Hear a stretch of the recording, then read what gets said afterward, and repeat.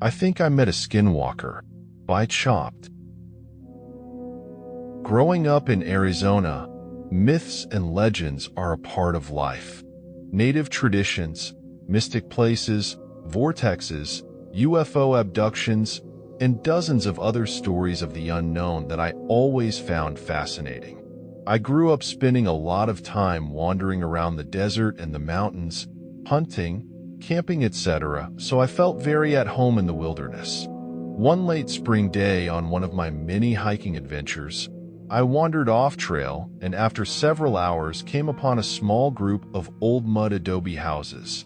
A few people heard me coming and came out of the houses to investigate, and after apparently making the collective decision that I was not a threat, one of the elders dressed in old-style, traditional native clothing and a headdress came over to greet me. The man spoke slowly and told me that I had wandered onto a Navajo reservation and asked me if I was lost, or if I needed help. When I told him no, I was lost, but intentionally, he chuckled and invited me in to eat with his family. The next several hours were one of the great experiences of my life. The whole thing was like being thrown back in time. While we ate and talked, others from the surrounding houses began coming over to join us, and I got the feeling they didn't get many outside visitors. We shared stories for hours about life, family, theater history in the area, and time spent in the wild. And the longer we talked, the more they opened up and the more interesting the elders' stories got. Throughout the time, there was one man who never spoke. He just sat out of the circle listening and watching me. At one point, I told them I did what I called my walkabouts every year around September, where I would go out by myself into the wilderness for 2 to 4 weeks at a time. And this got the attention of the one silent old man. When I finished, he came over to the circle around the fire, sat directly on the ground in front of me, and asked me to join him on the ground. He told me that years ago he used to do the same thing, and went on to tell me about the canyon he went to. He described it as a dangerous but magic place, and that I would see the world differently if I came back. If must be for dramatic effect. When he finished, he invited me over to his home. The house was small, and through an open door in the back room, I could see it was filled with various animal pelts, coyotes, and wolves mostly. He walked over and closed that door, then picked up and handed me an old map and some written directions that seemed like he had been holding on to them for a long time, and just walked away into that back room and closed the door behind him. It was late, and one of the families had invited me to stay the night, which I gladly did. The next morning, as I prepared to leave, one of the old women came over to me with something in her hands, handed me a talisman, and simply said, "Dip your bullets in the white ash at the hottest part of the fire," then just walked away. September came, and as I packed for my walkabout, I saw the talisman in a drawer, and something felt right about taking it with me. After a beautiful drive, I was very happy to find the Forest Service road marked on the old map.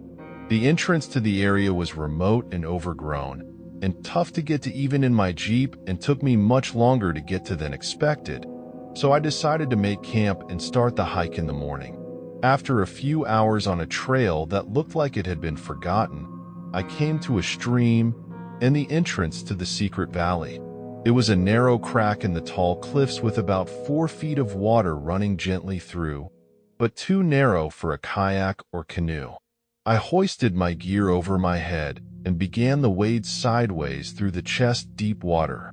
The crack in the cliffs seemed to go on forever, but after almost 2 hours I came to the place where it opened up into a small lake in an incredible valley surrounded by tall rock faces.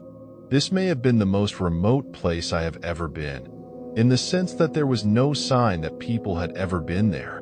No trash, no bullet casings, not even the evidence of campfires. My first night there was the quietest night I have ever spent in the wild. No birds, no frogs, not even crickets, but I didn't feel like I was alone there. In the morning, after breakfast, I headed out on my first exploratory hike to explore my new home for the next couple weeks. After being stalked by a mountain lion on a hike about 10 years ago, I make a point of now bringing a pistol with me when I'm out wilderness hiking. After some looking around, I found a narrow path that appeared to be a game trail that led up the side of one of the cliffs and towards what looked like caves from the canyon floor. I made my way up to them and came upon an entrance that was much larger than it appeared from below. I made some noise to alert any possible animals I was there and made my way inside. The cave was an expansive single chamber that went back a couple 100 feet. As I walked, I inspected as much as I could see with my light, but there was no tracks of any kind in the dirt besides mine, so I decided I was alone in there and pushed on towards the rear of the cave. As I came around the last bend in the cave and approached the end, my headlamp panned across a large pile of bones, some animal, some human, and a very old-looking small candle sitting on a natural stone shelf. This is the first thing that has scared me in as long as I can remember, but focusing my wits I remembered that there was no other tracks in the cave and figured it was all from a long time ago. I was still a little uneasy as I exited the cave and was ready to get back to camp. As I came out into the light, about 75 feet away, there was the largest wolf I have ever seen that looked like it was coming down from standing on its hind legs. It dropped down to all fours on a rock, just began staring at me, not growling or baring its teeth, just staring. I pulled my .45 and fired 2 shots up to the side of it to scare it away, but it didn't even flinch. Not only have I never seen a wolf in this part of northern Arizona, but I have never seen a wild animal that did not at least flinch at the sound of a gunshot. We both stood there staring at each other for a moment. I turned and set my backpack down to grab my binoculars and get a little closer look, but when I turned back, the wolf was gone. I made my way cautiously down the path back towards camp. I have encountered wolves before, and usually it's not the one wolf you can see that should worry you. It's the ones you can't see, so I was extra cautious for the return trip. Back at camp, I made sure my gun was fully loaded and got my recurve bow strung just in case the wolves came back. I have seen plenty of predatory animals on my adventures. It's a part of being in the wilderness, so I wasn't too worried, just prepared myself the best I could and went over to the lake to go fishing. Within about 20 minutes, I caught 2 of the biggest brown trout I've ever caught, so I decided to stop fishing for the day and take a swim. Back at camp, I made a fire, cleaned my trout, and made dinner while the sun went down. As soon as the sun went down, all of the life in the canyon seemed to go silent again. As I put out my fire and prepared for bed, I noticed there was a small flicker of light coming from the area where the cave I had explored earlier up the cliffside, which didn't make sense. It was a moonless night, and stars don't reflect that way. It couldn't have been the candle I had seen. It was too old and would not have burned so bright. I decided to keep my gun close and try to get some sleep. I would investigate the cave again the next day. When I woke at sunrise, there was a haze along the ground throughout the whole canyon floor, but as the sun rose it disappeared quickly and the area came back to life.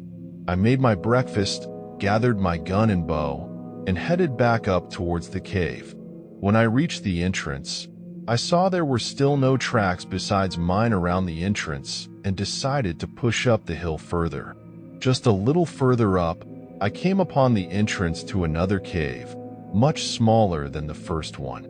There was a small flat landing with a large, heavily twisted juniper tree that to my absolute surprise had many small objects hanging from thin, old-looking ropes tied to the branches. There were bones, but there were also old things definitely made by humans, and looked like they were old Native American artifacts.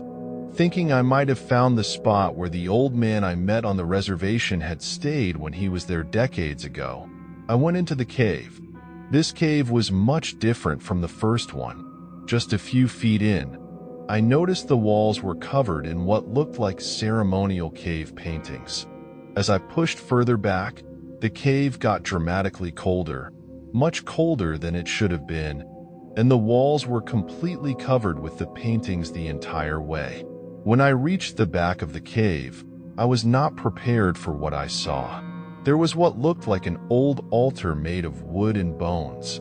As I looked around, I saw that a little before the back of the cave, there was another shaft in the ceiling that went up, and on a ledge about 25 feet up sat the small figure of what appeared to be a woman. She was small and pale with her face painted white, and wearing something like a crown made of woven branches with two small antlers at the front. I stopped and stared for a few minutes, and the figure did not move, so I assumed that it was mummified remains from a long time ago. Not wanting to disturb a burial site, I turned to walk back out of the cave, but I began to walk. I heard what sounded like a faint voice in an unknown, ancient language. I instinctively looked back up towards the figure, but it was gone.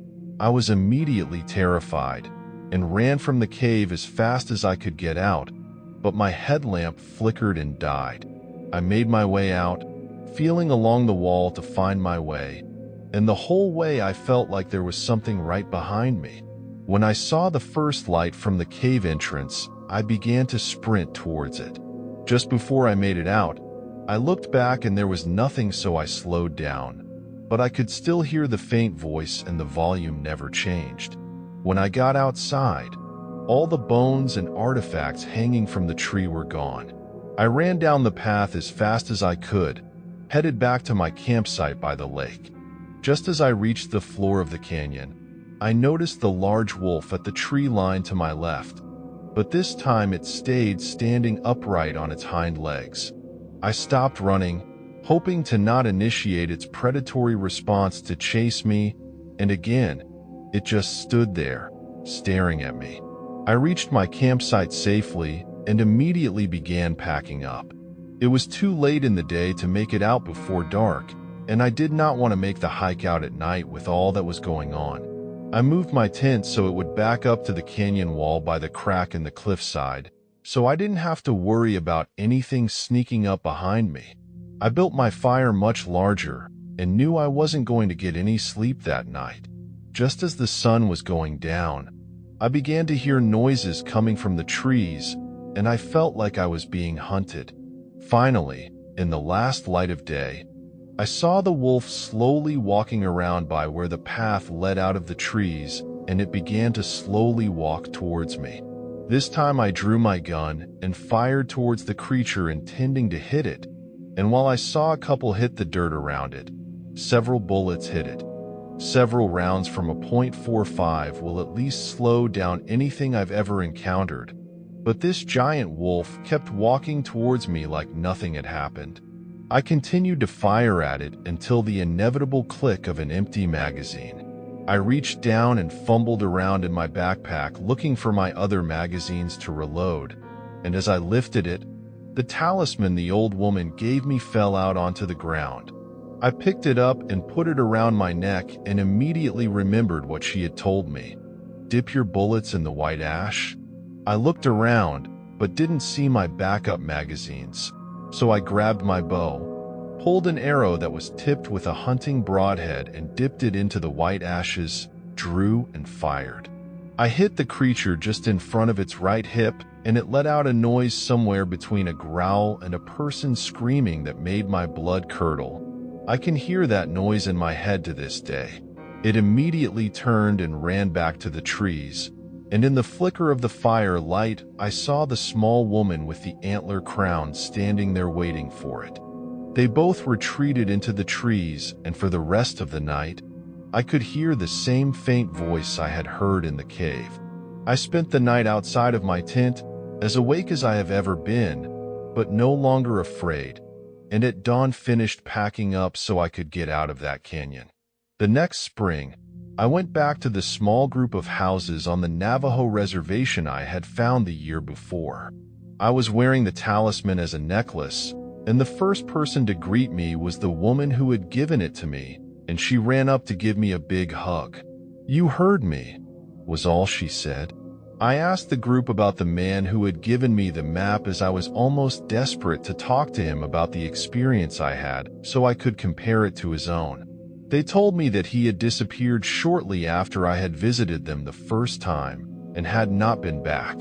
Strangely, when I tried to tell them what had happened to me, no one would let me tell the story, and the oldest man there, who sat in the corner, kept mumbling the words, "Yineldashi." We all once again sat and shared other stories of life and a meal. Before I left the next morning, I found the old woman who had given me the talisman and offered it back to her. She smiled and told me I had a good heart, then just closed my hands around it, telling me to keep it to watch over my next walkabout. I went back to that small village on the reservation several times over the next 10 years or so till I moved to Oregon, but they never let me tell them what happened. I never went back to the canyon, and while curiosity sometimes gets the best of me, I don't think I ever will.